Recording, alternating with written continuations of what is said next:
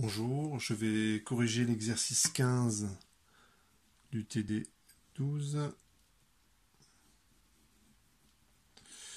Alors l'exercice est intitulé Effet de fronde, donc j'aurais pu également le baptiser Perdu dans l'espace. Pourquoi? Parce que dans cet exercice, en fait, on étudie la différentes stratégies pour quitter l'attraction gravitationnelle d'une planète.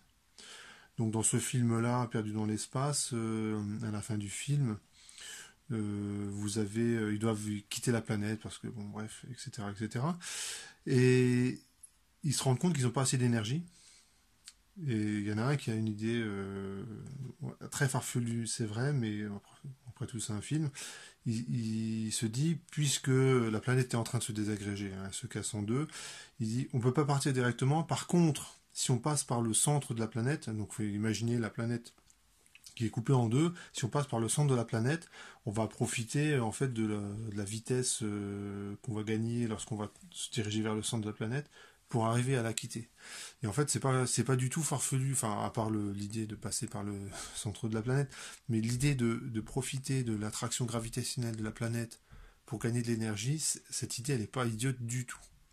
Et c'est ce qu'on va montrer dans l'exercice.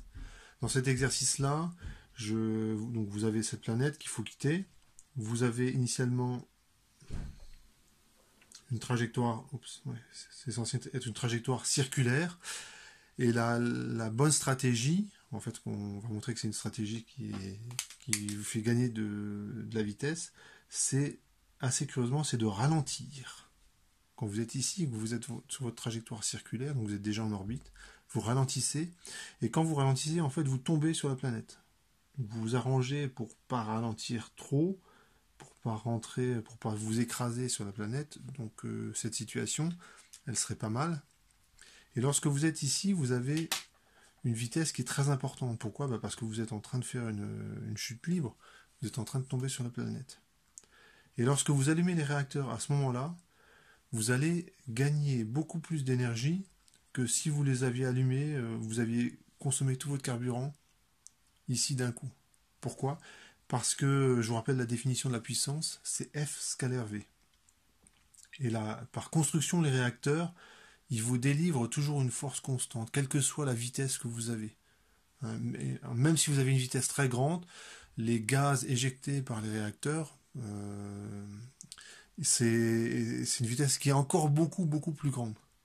Ce qui fait que être à 10 000 mètres par seconde, ou 20 000 mètres par seconde, ou 30 000 mètres par seconde, c'est pareil pour le réacteur, ça ne change pas grand-chose. Il éjecte tellement rapidement les gaz que la force de poussée, elle est indépendante de la vitesse de votre vaisseau. Et donc vous avez intérêt à allumer les réacteurs lorsque vous avez beaucoup de vitesse, ce qui fait que F scalaire V va être d'autant plus grand. Et lorsque vous allez allumer les réacteurs à cet instant-là, en fait, vous gagnez beaucoup d'énergie et vous arrivez à quitter l'attraction gravitationnelle de cette planète avec une vitesse qui est assez importante à la fin. Alors que si vous prenez une stratégie plus simple, qui consiste simplement, je suis ici, j'allume les réacteurs, alors c'est vrai qu'on arrive à quitter l'attraction gravitationnelle de la planète, mais on va se rendre compte qu'on a une vitesse qui est beaucoup plus faible. Là, on est à peu près à 5 fois la vitesse V0. Si ici j'ai une vitesse V0 sur la trajectoire circulaire, ici on est plutôt à 6 fois V0. Ouais, quand je dis 5, c'est plutôt 4,8 V0, alors que là on est plutôt à 6 V0. Alors vous allez me dire, c'est pas énorme. Ça dépend de V0. Hein. Si V0 c'est 10 000 mètres par seconde, ça fait quand même une différence qui est appréciable. Alors pour faire cet exercice, on a besoin de résultats qui sont importants. Le premier, c'est l'énergie mécanique. C'est K fois le grand axe de l'ellipse. Alors ici, j'utilise ces notations. Dans l'énoncé, je dirais que K, ça vaut ça. Donc c'est une notation qui permet d'écrire la force gravitationnelle sous cette forme-là. Hein, donc parfois, je préfère écrire K plutôt que d'écrire tout ça. D'accord. Pour démontrer ce résultat, on va considérer une trajectoire elliptique comme ceci. Ici, vous avez le centre de force. Et ici, vous avez le périgée. C'est lorsque vous êtes au point le plus près du centre de force. Et ici, vous avez de l'autre côté l'apogée. Et ce que vous dit les lois de Kepler, c'est que cette trajectoire, elle est fermée. En fait, elle se referme sur elle-même. Et le périgée et l'apogée sont diamétralement opposés par rapport au centre de force. Donc je vais admettre ça. Et l'énergie mécanique, donc ce que je vais démontrer, c'est ce truc-là. C'est 1 demi de mr point carré plus 1 demi de mc carré sur r carré plus k sur r. Donc j'utilise cette constante k. Et l'énergie mécanique est conservée. Et à l'apogée, au périgée, R point est nul. Effectivement, lorsque vous arrivez à l'apogée, c'est l'instant où R point change de signe. C'est-à-dire que vous éloignez de la planète et vous vous rapprochez de la planète. Un peu comme un mouvement, en fait, c'est un mouvement de chute libre. Si vous prenez n'importe quel objet et que vous le lancez, il va décrire, à notre échelle, on va dire que c'est une parabole, mais en fait, vous pourriez dire que c'est un morceau d'ellipse. Et lorsque le projectile atteint son altitude maximale, vous êtes à l'apogée de l'ellipse. Évidemment, le périgée, vous ne l'observerez jamais, parce qu'entre-temps, l'objet que vous avez lancé, il va rencontrer la Terre, rencontrer le sol. Donc si j'écris à l'apogée au périgée, ça fait 0, ça fait plus 1 demi de mc carré sur R1 carré, plus K sur R1. Et si je l'écris au périgée, non, là j'écris au périgée, si je l'écris à l'apogée, ça fait 1 demi de mc carré sur R2 carré plus K sur R2. Ce terme-là, je vous rappelle rapidement d'où il vient. Ça, c'est l'énergie cinétique radiale, le R point. Ça, c'est l'énergie cinétique orthoradiale, donc c'est 1 demi de m r carré θ point carré. Et grâce à la constante des airs, on peut éliminer θ point. La constante des airs, c'est une des lois de Kepler, donc vous regardez votre cours si vous n'êtes pas au point là-dessus. Quand j'écris ça, ce que je vais faire, je me rends compte finalement que R1 et R2 vérifient la même équation. Alors je vais le réécrire un peu différemment. Je multiplie par R carré l'équation, et donc R1 et R2 sont solutions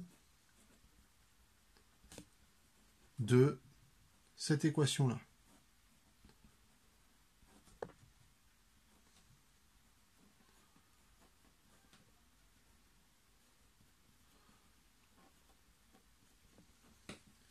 Donc vous prenez cette équation, celle-là, vous la multipliez par R1, ça donne ça avec R1. Celle-là, EM égale ça, vous multipliez par R2 carré, ça donne cette équation avec R2. Et donc R1 et R2 sont solutions de cette équation du second degré. Et là, vous avez un résultat en mathématiques que vous connaissez bien. C'est que la somme des racines d'une équation du second degré, R1 plus R2, c'est B sur A. Donc c'est moins B sur A. Donc c'est K sur EM. Et R1 plus R2, c'est justement le grand axe de l'ellipse. Et donc si je remplace K par son expression, j'ai ceci. Voilà, donc ce résultat, il est quand même extraordinairement simple.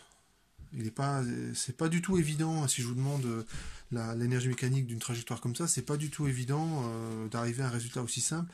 Ça veut dire que ces trajectoires-là que je dessine, voilà, imaginons une trajectoire circulaire, là vous avez le centre de force, je trace cette trajectoire-là, et ces deux trajectoires-là ont à peu près le même grand axe, et elles ont la même énergie mécanique. Donc c'est un résultat qui est loin d'être trivial. Dans le cas pour la deuxième question, on vous demande de montrer que la vitesse pour une trajectoire circulaire, donc le centre de force il est là, ici vous avez R0, le rayon de la trajectoire circulaire, Là, vous avez la trajectoire qui est parcourue à vitesse V0. Donc, je vais vous proposer une version qui est rapide. Vous avez la force centrifuge. Je vous rappelle que cette notion-là de force centrifuge n'est pas à votre programme. Donc, si vous présentez ça à un examinateur, attention, hein, l'examinateur, il risque de vous cuisiner un petit peu. Hein, il va peut-être pas comprendre pourquoi vous connaissez ce genre de résultat. Donc, mais l'avantage de cette technique, c'est que c'est extrêmement rapide. Ça, c'est la force gravitationnelle. Et quand j'écris que la somme des deux, ça fait 0, ça fait moins g grand M petit m sur r carré, plus m v0 carré sur r0, ça fait 0. Et vous arrivez immédiatement à... Là, on a une simplification de la masse. Bon, vous avez le résultat hein, qui est quasiment immédiat.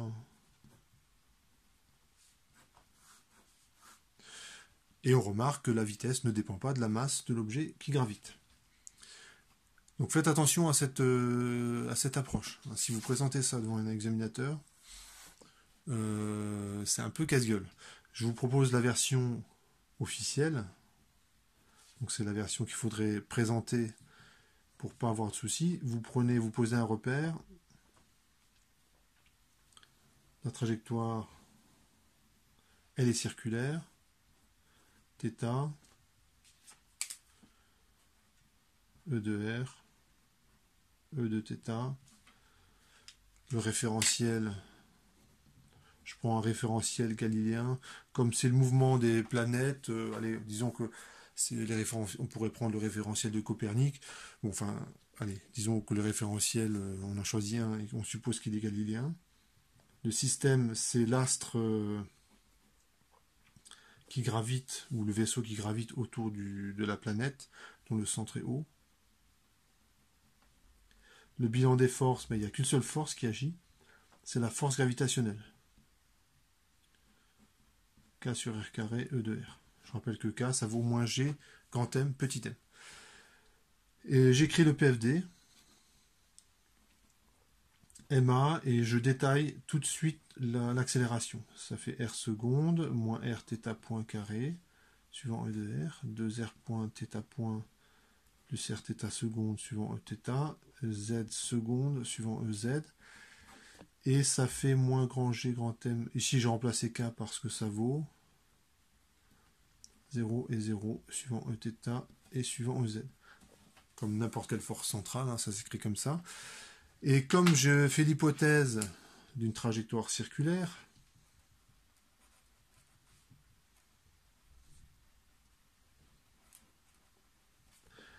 R seconde est nul, R point est nul.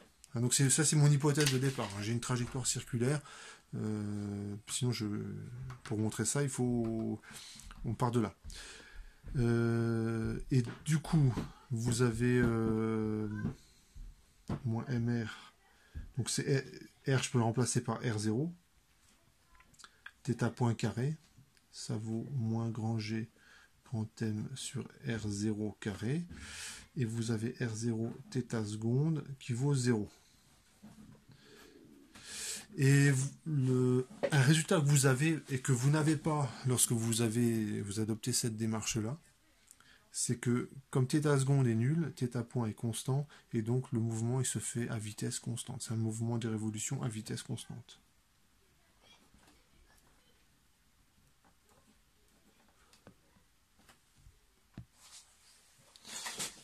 Donc, mouvement de révolution à vitesse constante.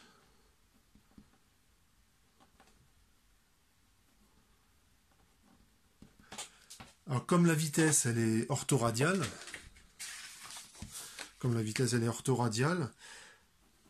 ça vaut aussi ceci. V0, c'est R0 θ point. Je vous rappelle la vitesse en cylindrique. C'est R point suivant E de R. Rθ point suivant Eθ. Et Z point suivant E de Z. Pour un mouvement circulaire, R point est nul, Z point est nul, et donc la vitesse se résume à R0, θ point. Ça me permet d'éliminer θ point là-dedans et de faire apparaître V0. Et donc j'ai M V0 carré sur R0. Donc je vous laisse remplacer, faire le petit calcul pour vous rendre compte que c'est ça. Et quand vous avez fait ça, je retrouve l'équation que j'avais obtenue ci-dessous. On a les mêmes simplifications. Et j'arrive au résultat demandé. C'est V0, c'est racine de G grand M sur R0. Voilà. Donc les résultats dans la suite de l'exercice que je vais présenter dans une deuxième vidéo, je vais utiliser à fond les deux relations que je viens de démontrer. Donc très souvent, il faudra pas oublier ça. Hein. Donc je vais utiliser cette notation-là uniquement parce que pour moi, ça va être plus facile d'écrire K que d'écrire moins grand G grand M petit m. Donc des fois, je ferai la conversion. Donc il faudra faire attention. Et j'utiliserai souvent ceci, cette relation-là. Et je vais aussi utiliser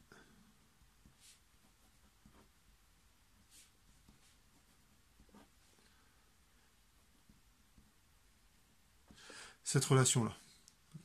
R apogée plus R périgée. Donc je fais le petit schéma qui va bien. Ici c'est le centre de force. Ici c'est l'apogée. Là c'est le périgée.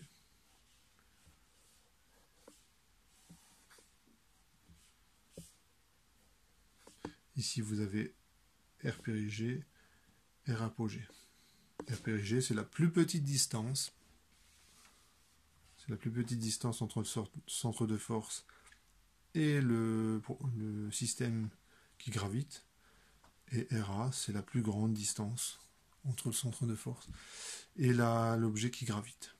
Donc c'est dans la suite de l'exercice, on va utiliser à fond ces relations.